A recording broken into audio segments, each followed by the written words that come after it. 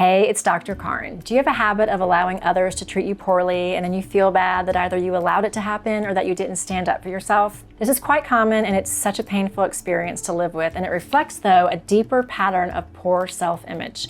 In this video, I'll show you how to end these self-sabotaging behaviors for good. Let's go.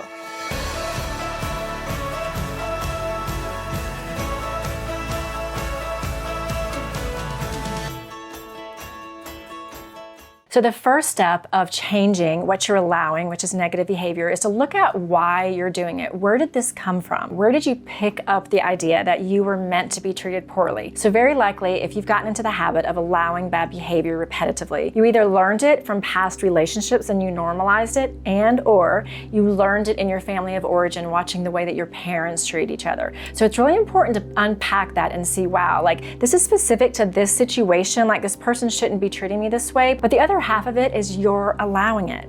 And so once you can get to the place where you can recognize why this allowance is there, step one, and step two, realize that not only is this other person responsible for their behavior, but you're equally as responsible for what you are allowing. And this is a big paradigm shift in how to take your power back and stop allowing this for good. So why don't you look back over your childhood for a minute and just kind of think, how did I see my parents treat each other? Like, is that where I kind of learned and normalized being treated poorly? So oftentimes when you are raised in a home where one parent or both parents are treating each other badly, or they're treating you badly, you normalize it. Your body gets really used to chaos. It gets really used to either being ignored or really maybe over controlled. And so your body gets used to functioning in a system that for a normal, healthy relationship wouldn't be tolerable. The body would not be able to exist in that kind of an environment. But if you over time growing up really were around that and learned how to go through the chaos, come out of it, go through the chaos and come out of it, your body got very used to a cycle of toxic behavior or unhealthy behavior or poor treatment. So you have emotionally normalized that. My guess is if you have done that, you've learned how to maybe recover really quickly, or you've learned how to avoid and go into a hole and detach from people. So you have your own response to that. But the point is that we're here to correct is why are you allowing it, which right now we're looking at. So you're having an aha moment if you realize, and maybe you already did, that you learned it in childhood. If not, have you been through a series, maybe it's in addition to your family, but maybe it stands alone, a series of relationships where you've been treated poorly? And what happens in those relationships is you actually are losing your self-confidence. There's an agreement between you and that person for some sole reason that you would diminish your self-confidence and that they're able to treat you poorly. Now, maybe this isn't in your main relationship. Maybe this is something at work that you're putting up with. Maybe it's something, from your children. But the point is there's been a lack of boundaries because of whatever reason that it's there, that you have been allowing yourself to be treated poorly. And because you're at this video right now, I know that you're ready to change it. So let's get into it. So let's talk about energy and poor treatment and self-esteem. So when you are getting treated poorly, what's happening is you're having an energetic exchange that the universe and people are showing up and meeting you at a point where you are attracting what you actually believe you deserve, whether it's conscious or subconscious. So that's something really to take a deep dive into. And if there's something there that's pretty deep within you, you might want to do like what I did, and that is go to counseling over this issue, because there may be some really deeper stuff to unpack around why your self-image is so low and why you really feel like, and I know this probably isn't conscious, you wouldn't walk in and say, hey, I want to be treated poorly, so let's agree to that. No, it's subconscious, it's energetic, because the universe is always responding not to maybe what you say you want, but to how you are on the inside, to what you actually believe you deserve. So you always energetically in relationships will be attracting people that align with what you believe you deserve, and they will always prove that belief right. So if you are chronically attracting people that treat you poorly, you have something going on with your self-image where you deep down believe that you deserve to be treated poorly. And that is something that we really want to work on. So the way to work on that is to work on your self-love. And it sounds simple, but actually I can give you some really simple techniques to boost your self-love, because what's happened over those relationships and experiences where you've been treated poorly, your self-confidence has likely dropped even more. And we want that to stop. So instead of carrying that energy of low self-confidence and then you're drawing in and magnetizing people that treat you just as poorly as you feel on the inside. We want to build up your self-esteem, and that is something that only you can do for yourself. So I want you right now in this moment to really commit to being in control of your life, commit to being the leader of your life in this next week, this next month, this next year of your life, that you want this to stop and you're going to turn it around. First of all, have compassion for yourself for the fact that you've allowed this to happen for so long. I know, I've been there. It's not your fault that you've allowed it all this time. It's not your fault that that paradigm was there, but here's the kicker. Now that you're hearing this paradigm shift, you actually are responsible for it moving forward, and only you can change the way that you're energetically showing up in the world. And so the one thing that you've got to get control of is your self-love. We want to do something for you here that's going to really expand the energy of self-love around you. So the paradigm shift here is that as you've been in the world, as you've been historically in the world, thinking that you subconsciously should be treated badly, you've attracted people that have done that. Now that we're going to create this shift in self-love, you're going to start realizing, because of the way that you treat yourself, that other people should be treating you better. Because usually when we're walking around with poor self-esteem and people are treating us poorly, they're actually reflecting the love at which we've met ourselves, the way that we're actually treating ourselves. So I want you to take a really good perspective, a really good look at your life, maybe an inventory of how much self-love are you really giving to yourself on a daily basis? How much are you beating yourself up? Not self-love. How much are you holding on to guilt and shame and regret? Not self-love. How much are you giving everybody and not receiving and not lavishing yourself with kind activities and gifts of love? How much are you doing that in your life? So the fact is, we teach others how to love us, how to treat us by the way we treat ourselves. I'm going to say that again. You are teaching the world and others how to treat you by the way that you are treating yourself on a regular basis. So you may have never been taught how to love yourself. You may have been taught to have really low self-esteem by somebody that was really unkind to you. You stop blaming them for where you are in life and you start taking responsibility for your own inner core, your own resonance, because that is going to create your reality, and you are the one that has to be in charge of it now. So what does that look like? So self-love always looks like, at the beginning of the day, some kind of a practice. It can be a daily ritual of grounding yourself in self-love. And now that has to feel really good to you. It should be something you look forward to. So personally, my team knows in my business that I need a couple hours every morning, and I have the luxury of providing that to myself because it is an established practice that I have. Now, I don't do it every single day because sometimes there are things that get in the way, but on my best days, I have gotten up, I've done my meditation in the morning where I focus on what I lay in bed, I focus on what I really desire in my life. You know, and you can practice this. I'm giving you these tools. Pick which ones feel good to you. You lay in bed for an extra 3 minutes before you get out of bed. Let go of any regret about yesterday or any fear of the future, and really focus in on your now and the future you that you want to experience in the world. And that looks like sitting there and having so much love for what is coming your way that you reprogram your initial thoughts coming out of bed into ones that feel like love and appreciation. So that means picturing yourself on that wonderful vacation, picturing yourself on that stage, or writing that book, or painting that painting, or whatever it is that you're called to do in your life. Picture that achievement, that experience that you really want to call into your life. Anything that feels good to you, sit with your imagination, because your imagination is your spirit's playground. It is actually you picking a future timeline that feels like self-love. Sit and bask in a future envisioning of what you really desire in your life, and then you feel the love and appreciation for that moment.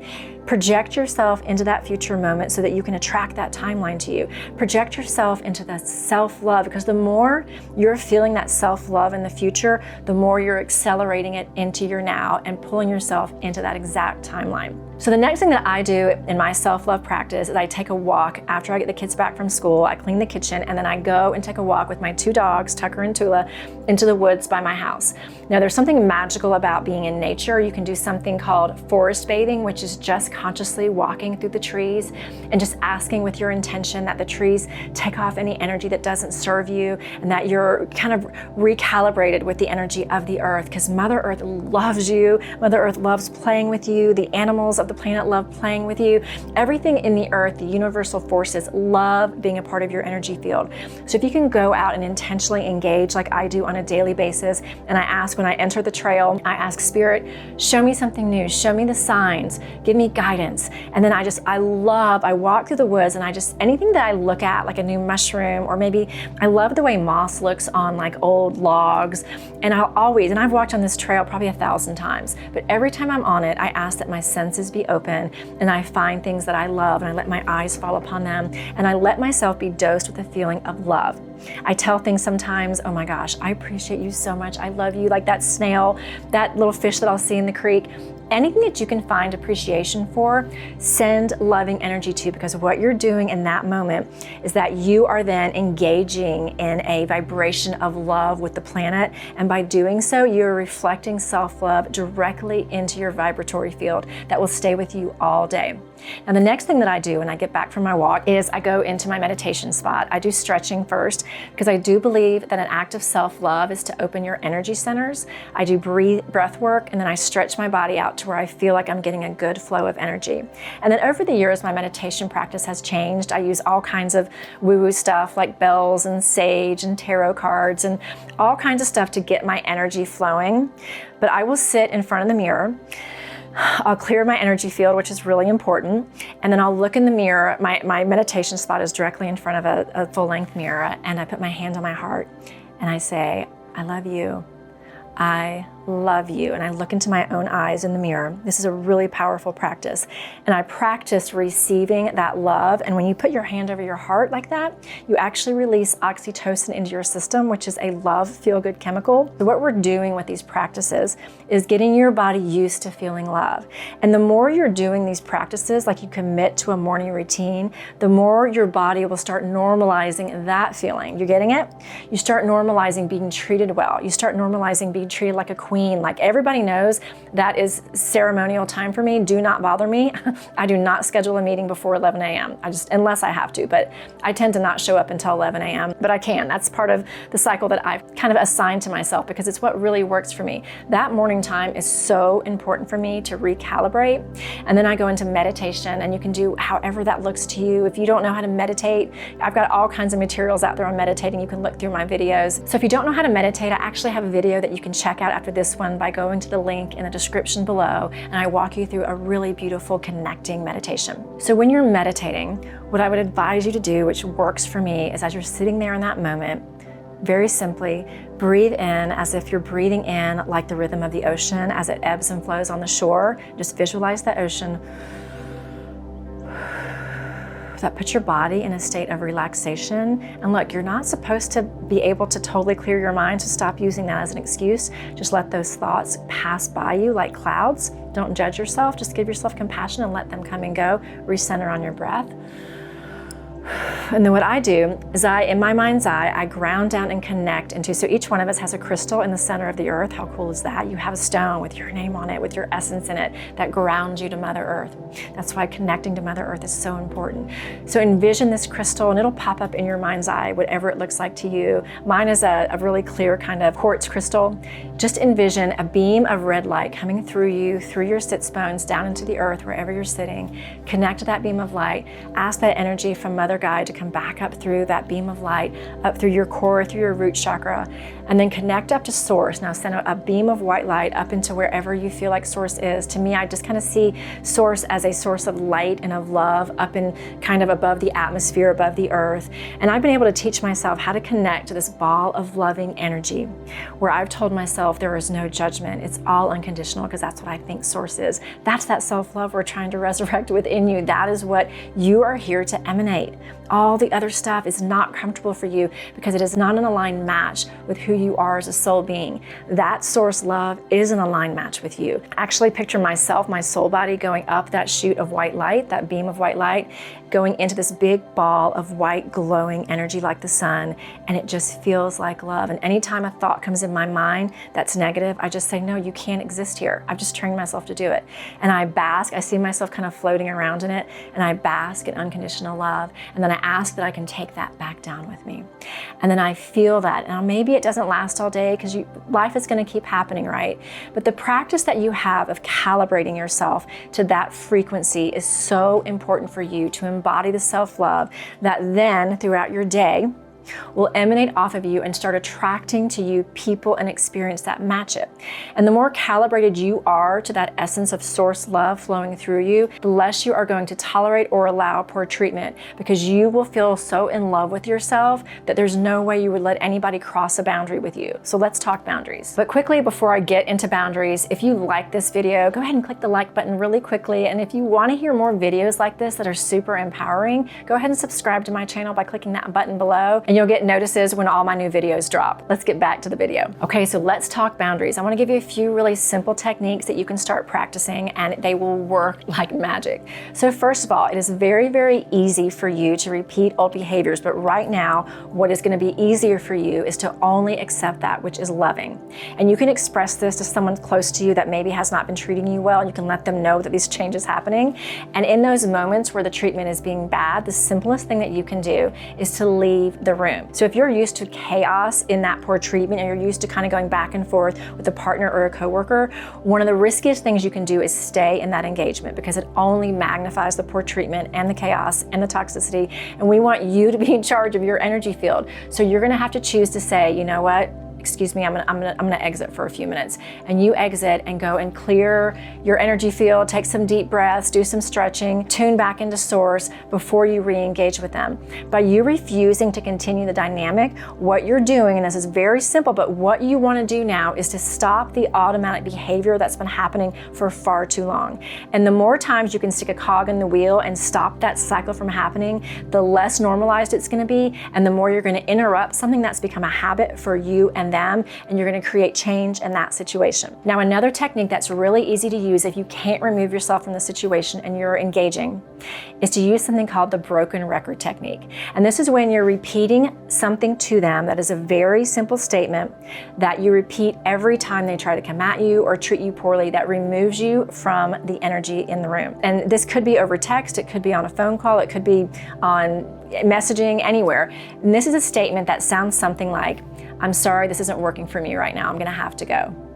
I'm sorry you feel that way. We just don't line up, but I'm gonna have to go. The broken record technique, as you choose it for each person in your life that you're wanting to end these negative exchanges with, it needs to be short and simple, and it needs not to go into over-explaining why you're doing this, why you're not doing this, because all you're gonna do if you start explaining and giving excuses is you're gonna resurrect another way for them to start treating you poorly as they're coming at you and judging you or whatever it is that they're doing to you. So very simply, I'm sorry this isn't working for me right now. I'm gonna have to exit the room.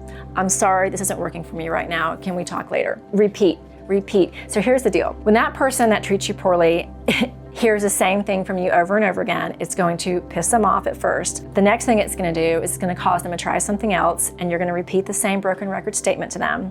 The third thing it's going to do is it's going to exhaust them, and they're going to stop coming at you so often, and over time, they're going to find somebody else to treat poorly. So I know that change can be really uncomfortable at first because you're drawing boundaries with people, you're leaving situations that maybe you felt responsible to stay in the past, and you're battling all those old habits that you've learned and picked up. But here's the deal. You want things to change. You don't want to tolerate it anymore. So this means you standing up for yourself, you being the leader of your own life moving forward, you managing the self-love that you're engaging with in the world, you emanating with more love so that the energy that you're attracting, the people that you're attracting to you will reflect that back to you. You've got this. Now go emanate in the big, wonderful world with so much self-love. That's all you're going to start attracting right back to you. You've got this. So if you're still struggling with your self-worth over this and you really want to take a deep dive into making so much great change in your world, I have a new program coming out. It's called Worthy, and we're going to be focusing on amping up your self-confidence, your worthiness, so that you do nothing but attract magic love back into your life. Get all the details on my new program below.